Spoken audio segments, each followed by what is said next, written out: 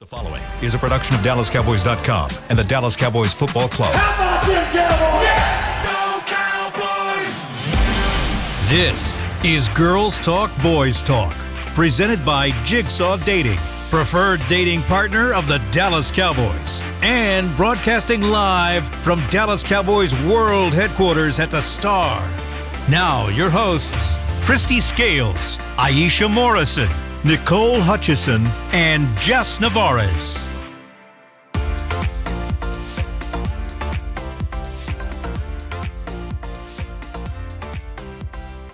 Hello and welcome into Girls Talk, Boys Talk, presented by Jigsaw, the preferred dating partner of the Dallas Cowboys, in the SWBC studio. We got Nicole. Wow, I'm Nicole Hutchison. You are. It's been a week since I had to do this, y'all. Clearly, I forgot. Aisha Morrison, Jess Navarez, and Christy Scales. Ladies, we get the whole crew back today. Yes. I know. Excited. Yeah, we missed you, Aisha. Just letting you We know that. did. We did. It wasn't the same. Who Fix am your I face. going to pick on the entire show? I mean, I missed Come you on. guys too. No, you did not. Football is taking over my life. You know how I know it's taking over my life? I be dreaming about it. Oh, yeah. I be dreaming about, I had a dream I overslept.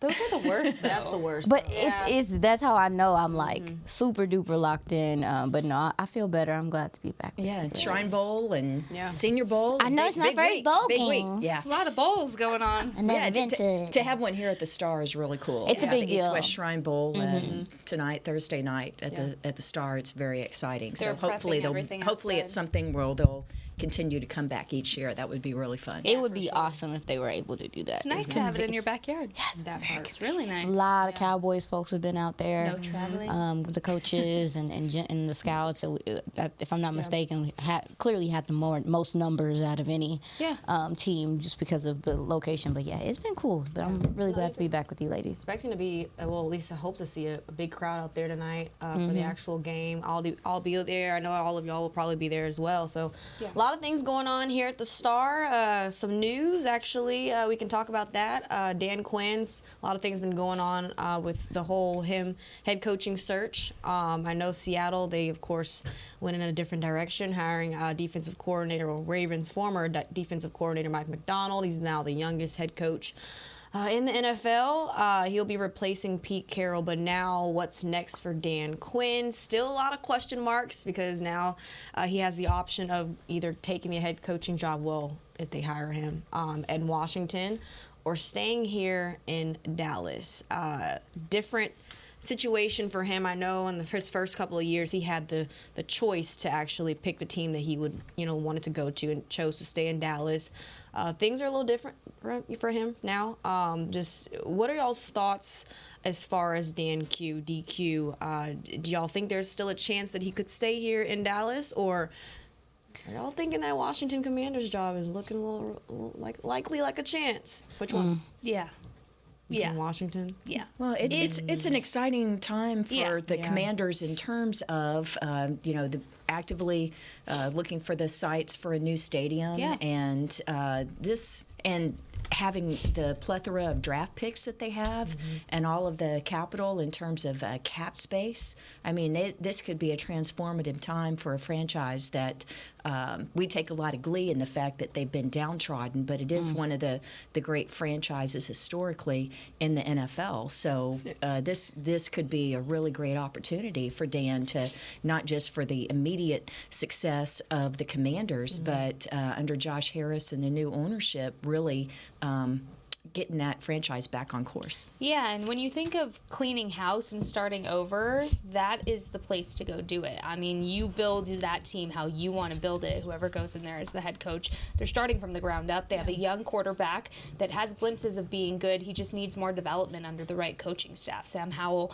absolutely has potential to be viable, not just in the NFC East, but in the NFC under the right coaching staff. I think Dan Quinn is the kind of coach that could go in, make that immediate impact for him and just the entire team, really. He can create culture.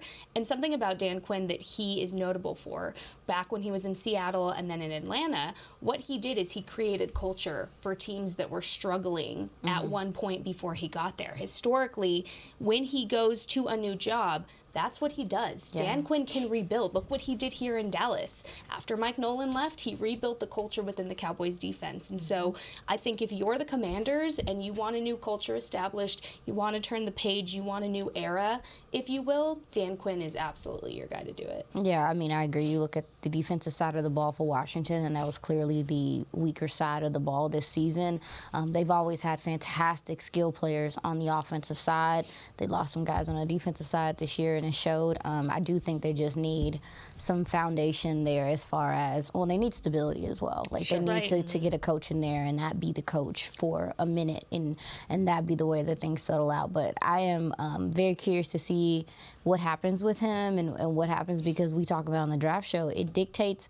Dan Quinn has a lot of say in the draft as well, and so he has had input into the draft as well this past 3 years. So it could mean changes for defensive scheme, philosophy, rosters. I mean, when new coaches come into a program, they have their idea of what they want, and maybe some of the guys on this team right now won't fit the other coach. So there could be a lot of changes, not only for Washington, but also too for Dallas, if that is something that comes to fruition. But either way, we love progression around here. Yeah. So we would definitely miss him, but at the same time, it's his time. He's worked his tail off to show that he can be in that position again. And honestly, there's so many head coaching jobs available. I don't know when that would be like this again. Exactly. Yeah. So he has to seize the opportunity as well. Yeah, that's why it was interesting. So many people were surprised when Ben Johnson stayed in Detroit, the hot name for offensive coordinator, and pulled his name out of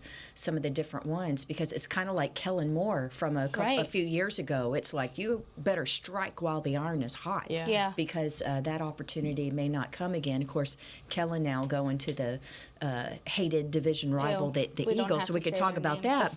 But the other thing is with Washington, if with the number 2 overall pick in the draft, if they decide that they want to move on from Sam Howell and take a quarterback, then do you want defensive coach Dan Quinn, Aaron Glenn, the defensive coordinator for the Lions, has been mentioned for that job, or do you want one of the hot young offensive guys? But then you have guys like Bobby Slowick, who's the Texans offensive coordinator, who withdrew his name and re-signed with the Texans. So it's interesting, because a few of the names that people were thinking would take shots as new head coaches decided to take the big pay raises and stay where they are.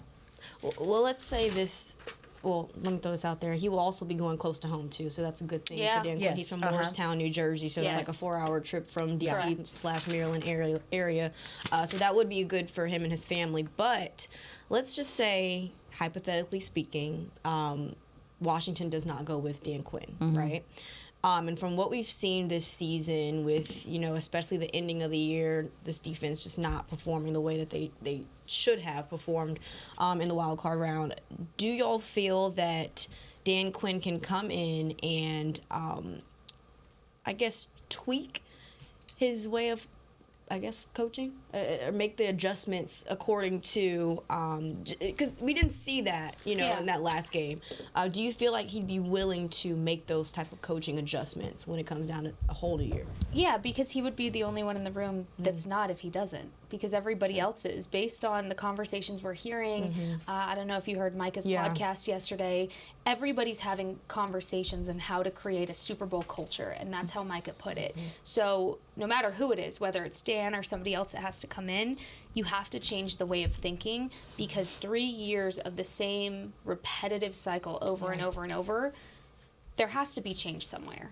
And there's not a change in staff. There could be in personnel. We don't know yet. There's a laundry list of free agents that we've talked about. There's going to be turnover in personnel, as we know, but if it is Dan that stays, he has to be progressive with his thinking. And it's not just him. So does Mike McCarthy. So does John Fossil. So do all the assistant coaches. Everybody has to change their way of thinking, or history will continue to repeat itself. Because really nothing changed at that point. If you stay with the same coaching staff, same personnel, to what you can at that point, but nothing will change if you don't. And I think they're all embarrassed enough. They all got the message very loud and clear that if you don't change, history is going to repeat itself and it's going to feel 10 times worse than it did this year. Yeah.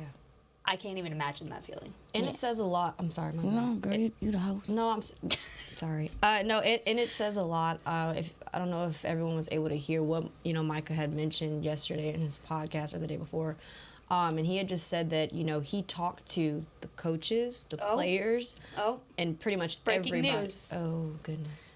From Adam Schefter. From Dallas Cowboys to D.C., the Commanders are hiring Cowboys Defensive Coordinator Dan Quinn as their head coach. That happened about 5 minutes ago. No, congratulations to Dan. Congratulations. Yeah, he's a good man, and I think the NFL as a whole. I'm looking holistically at the whole thing. Well, this is good for the NFL if you can have one of the traditional teams, Washington, back is really viable. Dang, we just playing all the enemies. Wow. Kellen went to Philly. Yep. Dan Quinn went to Washington. Yep. You might have to. You got too many people that know about you in your division, also that too. part. At this point, they already they know you a little in and out. But I will say, to Jess's point, wow. I know. That's That hit different. Ouch. It's on the show. That's wild. and I don't even know if it's an we love live if it's an broadcasting, ouch. right? I'm more so at this now that it's happened. I'm more so now concerned for. Because of how long it took to happen, there a lot of the really good defensive coordinators that were available are gone. Yeah. Well, do you think that they're looking outside the building, or is Joe Witt the next defensive coordinator? That could be very possible. I know that on a podcast that Al Harris said, wherever Dan go, He going. I'm going too. Oh. Yep. So not only are you possibly losing, because that's what happens with coaches, especially head coaches. Mike McCarthy did it. He snatched people. He snatched bones. Yeah. So it's now we have the task of finding out who's gonna come in, or if no one's gonna come in at all.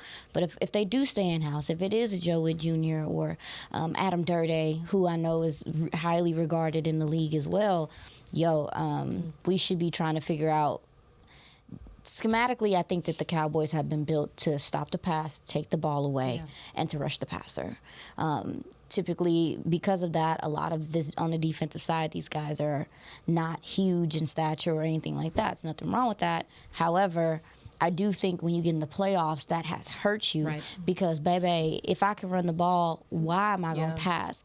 So for whoever does come in here, I am hoping for at least some balance because this defense looks good most of the year because, teams are passing the ball. They're not showing you everything like Jess kind of mentioned. Yeah. I mean, they're not like teams are going to pass the ball more. But when you get into the playoffs, those are elimination games. Things get tight. Leaning on your run game is something that a lot of the good teams do, good offenses do. And we saw that through the playoffs. So for me, I'm looking at whoever does take over, we need to have a little bit more balance on defending the run and being able to play the pass. It can't be so heavily dependent on being able to rush the passer because we've seen that when they cannot rush the passer, then it really opens up a plethora of issues on this defense. Address DT, address linebacker, and then I think you'll be cooking with gas. But holy crap. I know, I'm reeling over here. I'm stressed. I'm trying to absorb what just happened. Yeah, well, I think the linebacker core, it was going to be made over anyway, but especially if someone else comes in or if there's a promotion within the ranks, just going to be bigger at linebacker. I still think that the Leighton Vander Esch injury was such a huge blow, and that's kind of helped get you alluding to what Aisha was saying, off balance in terms of, size-wise and things like that with your front seven. Sorry, I'm trying to absorb this. No, I'm a little. You have I'm a to little see shaken Dan up. Quinn on the sidelines twice a year. I'm a little shaken up. Like, are we absorbing that? Wow. You have to see Dan Quinn on the sidelines twice a year. You have to scheme against Kellen Moore twice a year. That's wild. What an NFC East matchup. It's great. It's crazy. just more. Yeah, it just makes it more salty. Oh, I love football. If the NFC East, it's been salty the past couple decades, 3 decades. NFC with East too? With the Eagles, but now we got some fire back with the Washington. No, you're good. I'm scrolling on Twitter just rivalry. trying to see reactions here. It's kind of crazy. Y'all are nuts. I'm a little sick. Y'all are nuts It's over crazy here. that we were I ain't just even gonna talking. hold you. No, I was mad at him, but I wasn't this mad. I believe in him. Ultimately, though, good for Dan. Wow. Good Yeah, for it's Dan great. for Great for him. taking a job that he earned. And don't let that last game fool you. Him and Bieniemy gonna be a headache. He earned this position. Yes. I wish it was literally with any other team in the NFC East, or any other team in the NFL, I should say, that is not in the NFC East. The only thing that is irking me, that it's irking me that so many, like, I understand that they might have been planning to hire someone in house. I think Joe Witt Jr. is fantastic, but Yeah. even guys that could have been coordinators and stuff are gone. Like this, it's. I mean, 2 weeks. It's how many weeks has it been since they lost? Three. Three. It's been 3 So, weeks. I mean, kind of waiting on this. That's the only thing that is really bothering me right now. But I'm glad you mentioned Coach Dirty earlier because he was getting mentioned. He was for, getting interviewed, getting too. interviews for a defensive coordinator Yeah. around the league. And for those that don't know, he's the Cowboys defensive line coach. Adam and has Schefter done such also a great tweeted job. about that. He said one of the next questions will be whether Dan Quinn attempts to bring any other added Cowboys assistant coaches with him to Washington, such as defensive backs coach Al Harris or defensive line coach Aiden Dirty. Both have been defensive coordinator candidates if Dallas grants permission for coaches under contract. Well, see, that's the thing. If you're under contract, you can't make lateral moves with the existing club. The team that has you under contract does not have to allow you to leave if it's lateral move.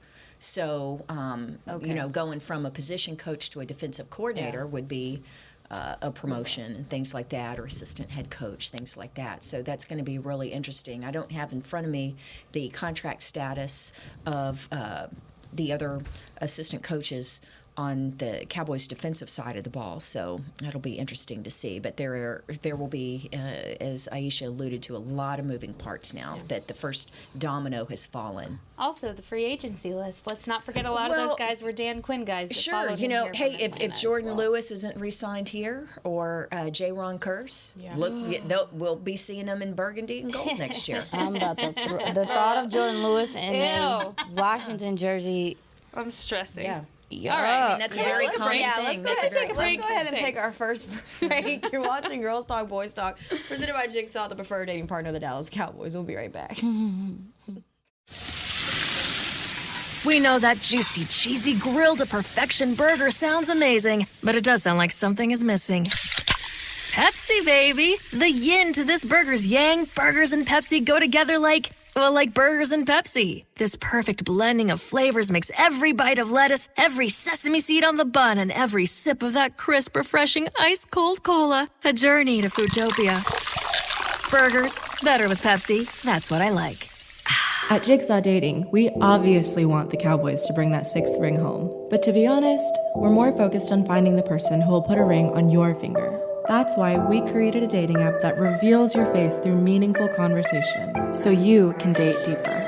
Because it's personality that matters the most, not looks. Join Jigsaw Dating today, dating partner of the Dallas Cowboys.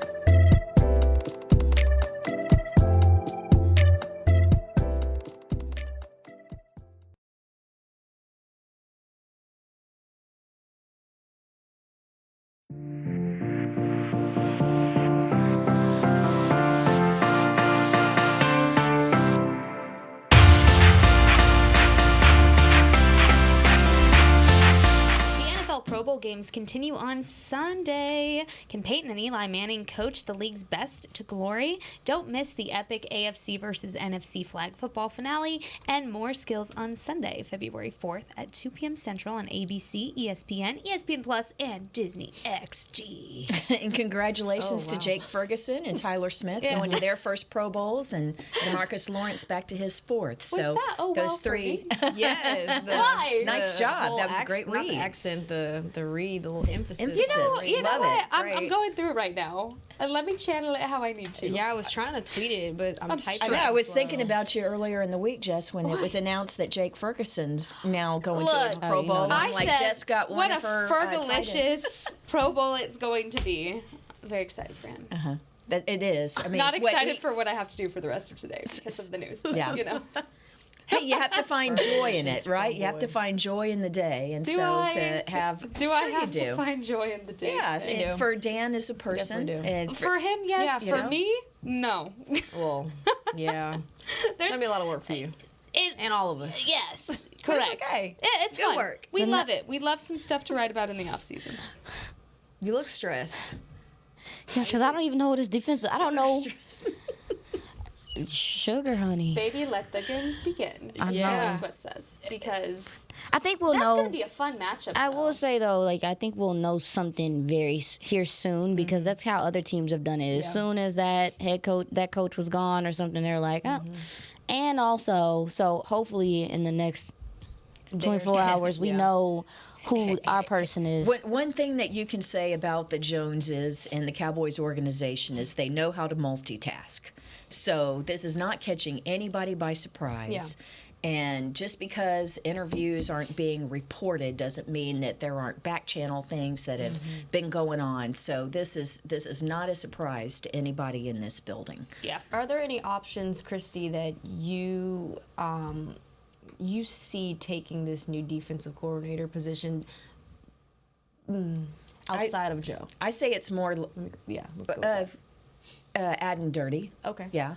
If you're staying in house, I think it's most likely that the Cowboys stay in house. And they love But them, again, too. it also depends who Dan may take with them and who the Cowboys may release. The thing is, if you're bringing in someone from outside, they're going to want their own guys on the staff, and so you would release A lot of your guys. own guys to go with Dan. So that's what I say. This is the first domino to fall for this Cowboys defensive staff, but there could be several. So. Now you got to go up against, like we kind of touched on a little bit, but I want to dive more into that. Yeah. You got to see Dan Quinn twice a year. You got to see Kellen Moore now twice with Let's Philly. go. You've got to see Bring it even on. Vic Fangio, who of course wasn't, he has a lot of history with the Cowboys as far as just they haven't had a lot of success against him. So a lot of things McCarthy. going on. McCarthy Well, against hasn't. McCarthy. McCarthy's in it. Yes, against McCarthy. But just talking about, the fact that you have to see all those guys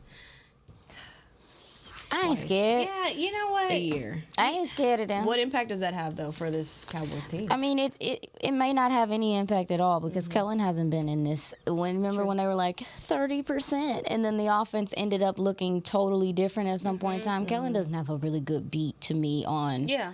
what The new era. what the new era is, and also too with DQ gone, you could see a change in defensive philosophy, or maybe there's some wrinkles or whatever. So there is some unknown that I think will also matter moving forward. And as far as Dan Quinn being the head coach, he's gonna be the head coach, not the defensive coordinator. Right, So true. he will have impact.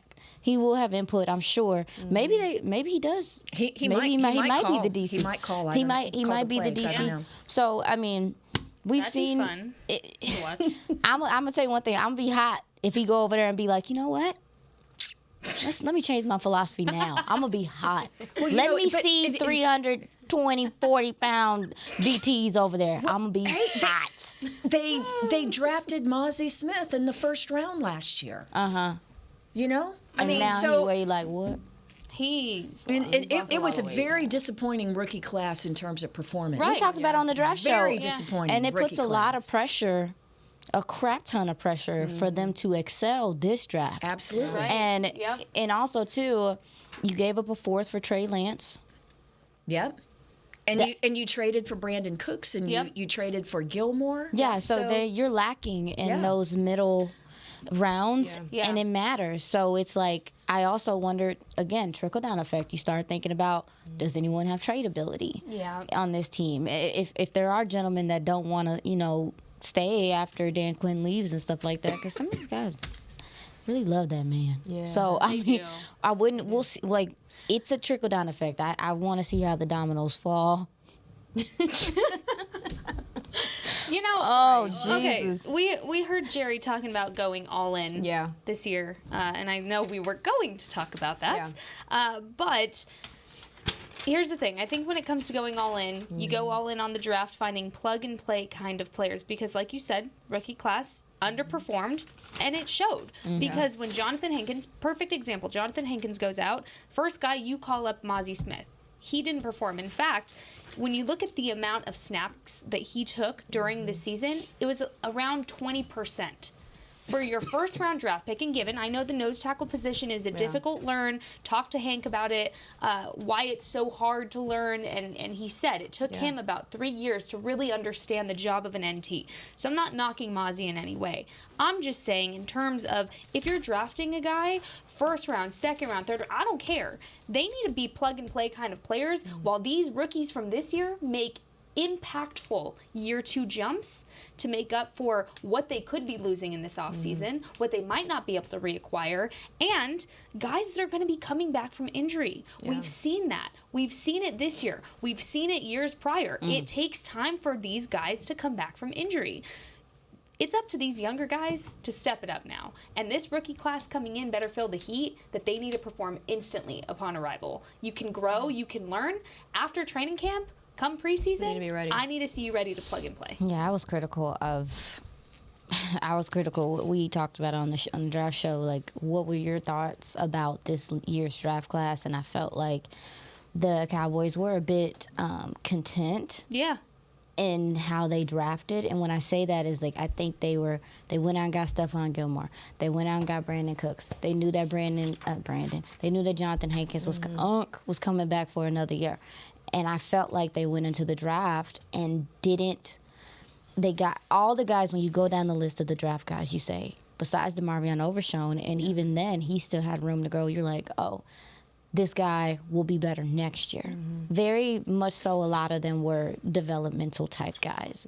And so to your point, Jess, when you talk about plug and play, I think that's going to be important in this draft, is that they absolutely get people who are ready right now. Obviously, development never stops, but... And especially for certain positions, too. Yeah, because I think you it takes could've- longer than others. Heck yeah, because you didn't get that's fair nothing to from say. Schoon as a receiver, and he hurt. So Schoonmaker ended up with 8 catches, and here's the thing: he was on the field for 31% of snaps. Now he's a blocker.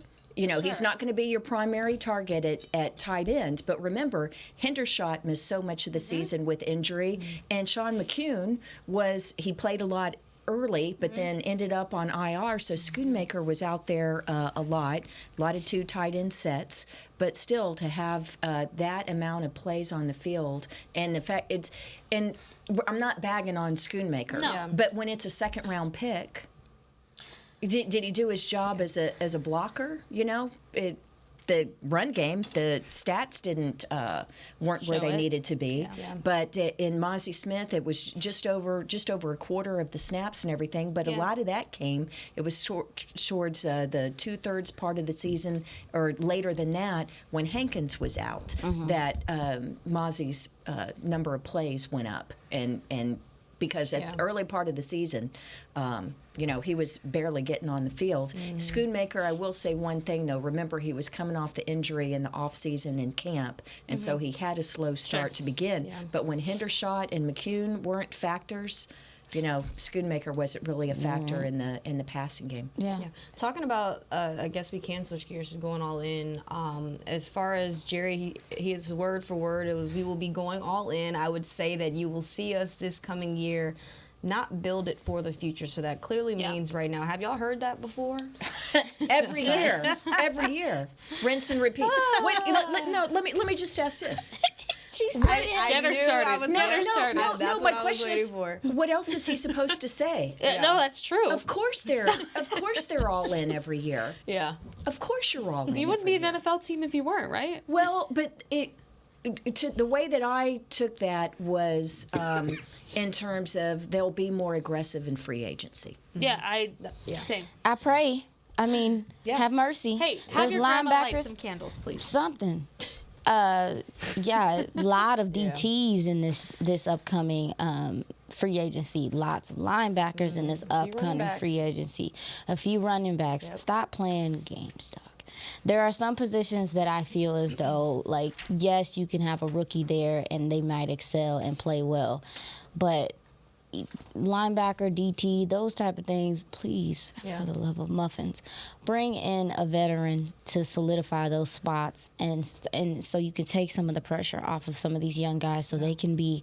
And also too, when you do that, it allows these young guys to have first legs when you start getting later into the season. Because I do think we saw some wear and some exhaustion from this defensive line. Yeah. But a lot of that is because what are you getting from Sam Williams? What are you getting from some of these younger guys on these Mozzie? What are you getting from these younger guys on a defensive line? You didn't get much. And so, for me, if all in needs to be also too not being so heavily reliant on some of these young players and being able. I know the Cowboys are a draft and develop team. I understand that. I understand that they like to play their own guys.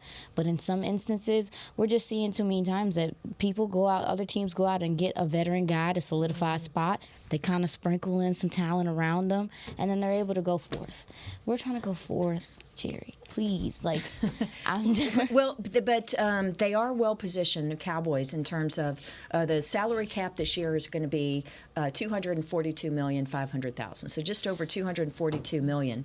Well, the Cowboys last year, I think one of the criticisms was, were they all in when they didn't address linebacker, make a trade to help midway through the part of the season, or bring in some of these free agents, because they had $10 million that was available last year that they carried over. Okay, so that means that their rollover cap space from last season is $10.8 million.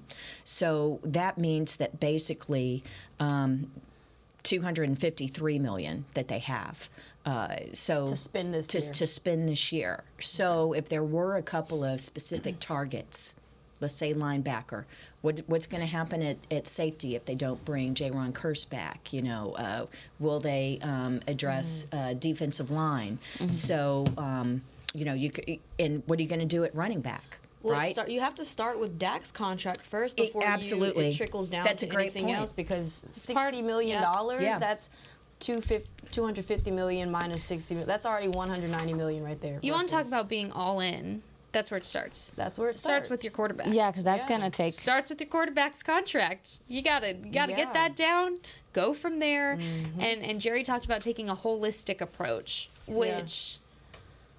Okay, I mean, take whatever approach you want. Just get it done. Yeah. I don't care what your approach is. But in terms of, I wanted to add in, sorry, my phone is blowing up. Go ahead. Yeah, that's what I'm going through. Life of a reporter. But what's, to me, Christy, to bounce off of what you said about that Jerry's all-in comment kind of referred to free agency, I think you kind of started to see that last season in terms of Stephon Gilmore and Brandon Cooks. Yes. They went all in because it was shocking. Really, at that point, you're like, wait, you got Stephon Gilmore? Oh, wait, now we have Brandon Cooks? What's going on? And trade and use draft capital, trading draft picks for him. Exactly. And so that was going all in. But then at that point, it was kind of like, okay, well, then what? So you can't say you're going all in and then stop doing it at some point, because yes, there were attempts to bring guys in, especially with the linebacker core. There were attempts. They weren't successful attempts, and that's fine. But I also think there could have been attempts sooner when you knew Leighton was not returning for the season. That's fair. And I think that's what frustrates me is, yes, you can go all in, and they did to an extent early on in free agency. You got two really key impact plug-and-play players that definitely made a difference for this team. But then what?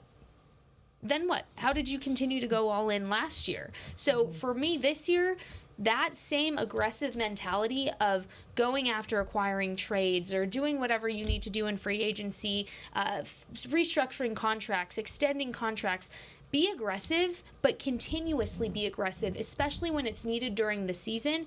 Don't just stop when the offseason ends. No, that's a good point. I wanted to add to that, because when you look at even the Ravens, they looked at Patrick Quinn, who a lot of people for a second was like, hey, this dude ain't living up to expectations. This is not what we thought we were going to get from this player. They saw Roquan Smith and was like, you know what? he can probably make this player better. That's the mentality also too I'm looking for is when you have youth and there is youth on this team. Yeah. They need mentorship. Yep. Like they need coaching outside of coaching, and I do think specifically this linebacker core, especially I know with Leighton going out, it mattered.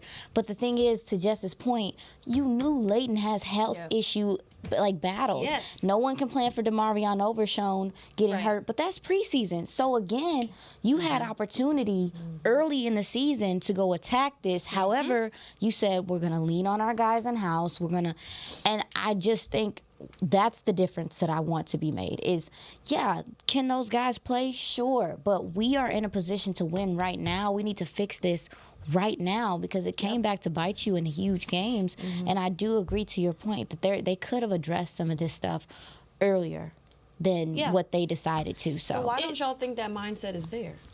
Because If that's for you. Well, the one thing you say, they didn't address, but you know that you have contracts coming up with Dak, with CD, and then Micah. That wasn't shocking. And so right. to take that $10 million and carry it over, that's something that the Cowboys have done the last decade. But that, believe me, they did not do in the mid to late 90s, the early aughts, the early teens. It was chips in the table, and then you're in salary cap hell.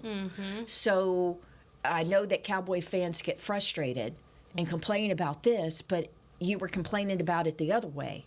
So it's a yin and a yang. Right. And when the yang, you want the yin. And when the yin, you want the yang. So, but yeah, what I think that our frustration and the reason why our voices become a little shrill when we talk about it is this particular season is because, gosh, it was right there.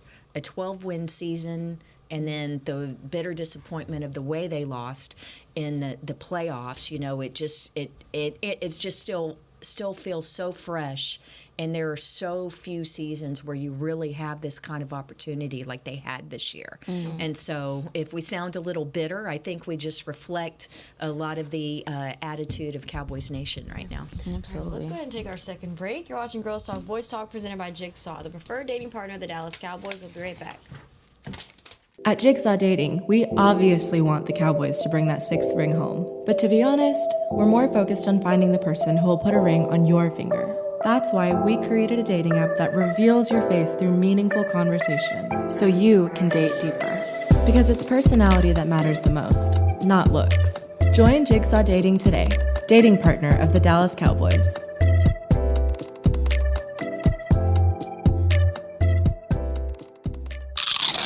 You know that sound anywhere. It's the crisp crunch of that first nacho chip. With its perfect cheese to sour cream ratio sitting atop a layer of delicious beans, it's a sip away from perfection. That's what we're looking for. Add a delicious, refreshing Pepsi and we've achieved absolute nacho nirvana. Because while you can pile those nachos high with every spicy, cheesy, savory topping, there's no topping a cool Pepsi finish. Nachos, better with Pepsi. That's what I like.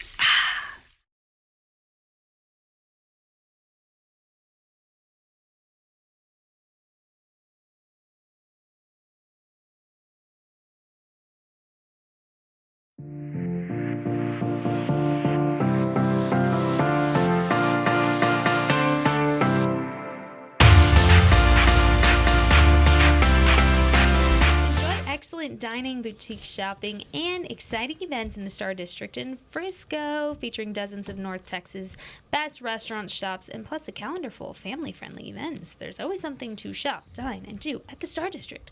Visit thestardistrict.com for more information. Wah, wah, wah, wah. They should get you to start doing VOs. I love that. I would love that so much. I would love nothing more in my life than that. What? Christy had a game for us. She did. You had a game? I have a game. Not for a you? game, but like you had Oh, some well, fun some fun facts. So just before we got a little derailed today. So I'm going to be out of some town. I'm going to reason. be in Las Vegas next week, so I won't be part of the podcast next week. But I just want to share some little nuggets that You gonna go see when you Taylor were at Swift? your Super Bowl Swift party. Bowl? I'm going to go to the Taylor Swift Bowl. That's right. So when you're at your Super Bowl party or when you're planning stuff, you can impress your friends and family with some of the little nuggets that you can drop in during the Super Bowl broadcast or the preparation.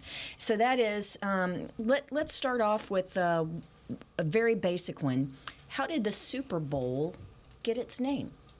It's the NFL AFL Championship, that's a good one. Oh my right? The gosh. first one was played in 1967, so it was championship from 1966. You had two different leagues, competing leagues, the AFL and the NFL.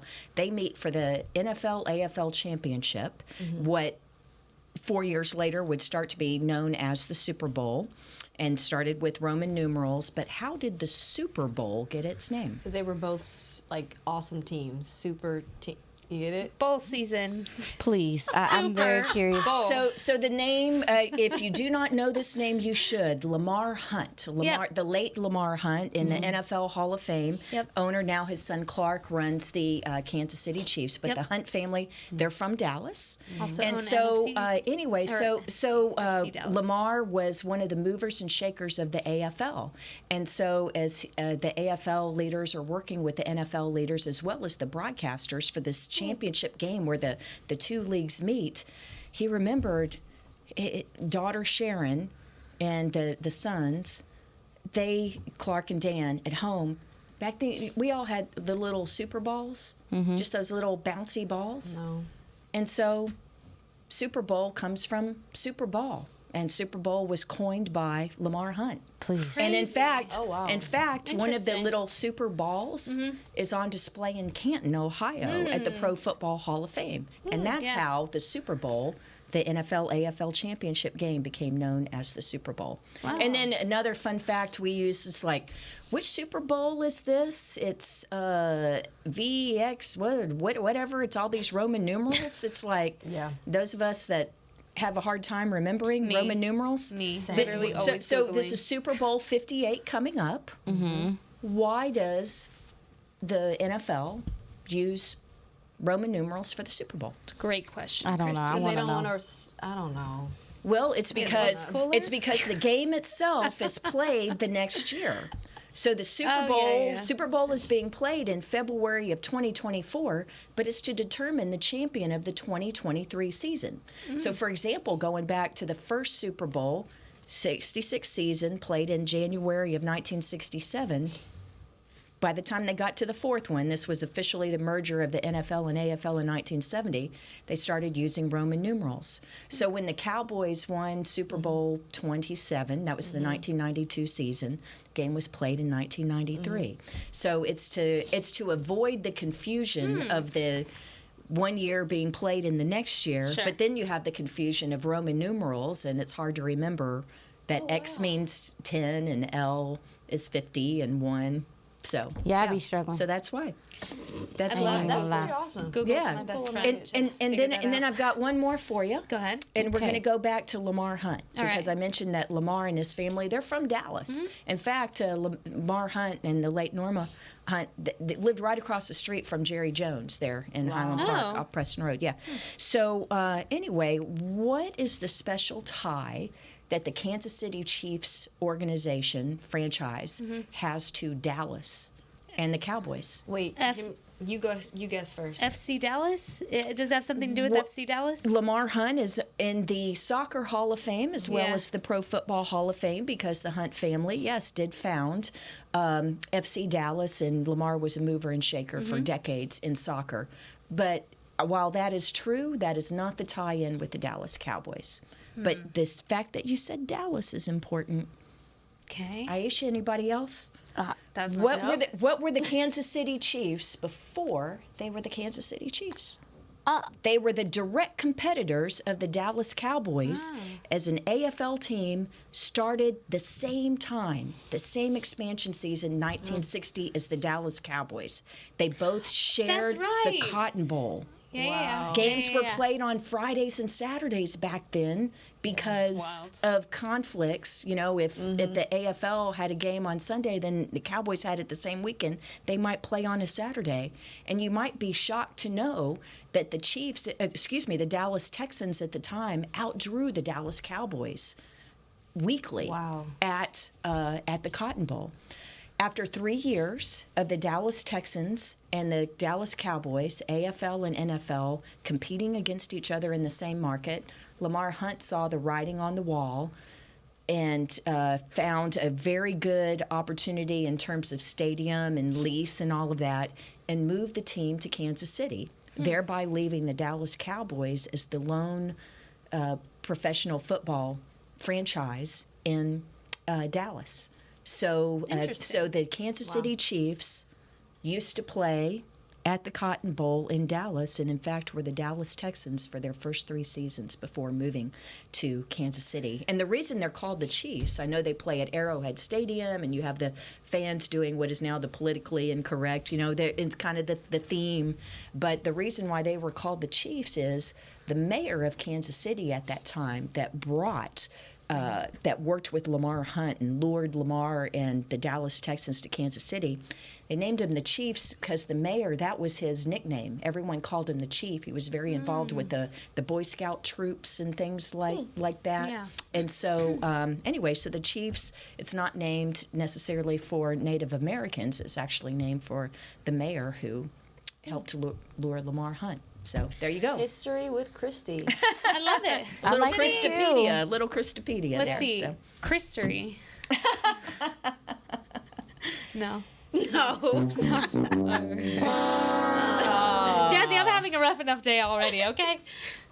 But hey, the other fun fact of it's kind of hard to say. Like, for example, the Chiefs would draw like 24,000 fans on average to the Cotton Bowl, and the Cowboys drew like 21,000 fans like that first season. But you don't have accurate counts. Yeah. It's kind of, especially the Cowboys, it's rounded numbers like 21,000, 16,000, 10,000. Well, it was hard. They had trouble selling tickets, right? And so they gave a lot away. You'd have kids sneak. I've had so many older gentlemen tell me that when they were kids, they would sneak through the slit in the fence and go into the game, sneak in through the end zone slit in the fence and things like that. But anyway, the real reason why they didn't have accurate counts at the Cotton Bowl was because the first few years in the 60s when the teams were there, they didn't have turnstiles. So they honestly, at the stadium, they honestly didn't know how many people were there. So they were just kind of using like crowd counts, I didn't even know that. I didn't know any of More that. than you ever wanted to know. Wait, no. So you tell me that little clicky thing we walk through is counting people? Yeah. Yes. Bye. You didn't know that? No. It's a turnstile. You didn't know that? They also sometimes worked you'll in see them security a on long time. sometimes I you'll know see that. them I on was streets. Sometimes you'll see them on streets, and it's so that and it'll count the number of tires that go over them, and that's how civil engineers and managers know how much road traffic is I'm on shocked. the road. Bye. No, I'm worried about Aisha working security. Who are and we not- going for in the Super Bowl, everybody? I was gonna ask for score predictions from there. But Well, you have to We go gotta for go. the Chiefs with their tie to the to Dallas. I'm don't you? going for the Chiefs for the tie to Taylor Swift. I don't know what you're There talking you about. go. that. Yeah. Aisha, who you going Swiftie for? boy. I'm going for the Chiefs. I'm going for Taylor Swift. I can't root for San Fran. Only because I don't like San Fran. I'm going. Exactly. I cannot- That's why I'm There you not. go. That's I exactly. why cannot I'm root for those people. I cannot. They have I'm ruined our also day not a too many Swiftie. times. I can't do it. I don't care. They come out there with this stupid boom box. I don't want to see it. Oh, I'm so sick of them. So you going for? So the we're all Chiefs? going for the Chiefs here. I know it hurts. It's even harder. It doesn't hurt that bad. Yes, it does. For me, as a Swiftie, Well, I'm that's living my different. best life. Now I will say Oh. Isaiah Pacheco has become one of my favorite Another players. week to upset His the Brads story, and Chads. Yeah. his story, how he runs, why he runs the way he runs. He's become one of my favorite running backs. Yeah. Maybe my favorite running back in the NFL right now. So I might be going for Kansas City. Oh. It hurts you to say that. Are you I know. okay? She wants to throw up. On that note, we'll see y'all next week. That's a wrap for Girls We have Talk, to Boys excuse Talk. Aisha. Presented by Jigsaw. We'll see y'all next week. Bye, guys. This has been a production of DallasCowboys.com and the Dallas Cowboys Football Club. How about this, Cowboys? Yeah!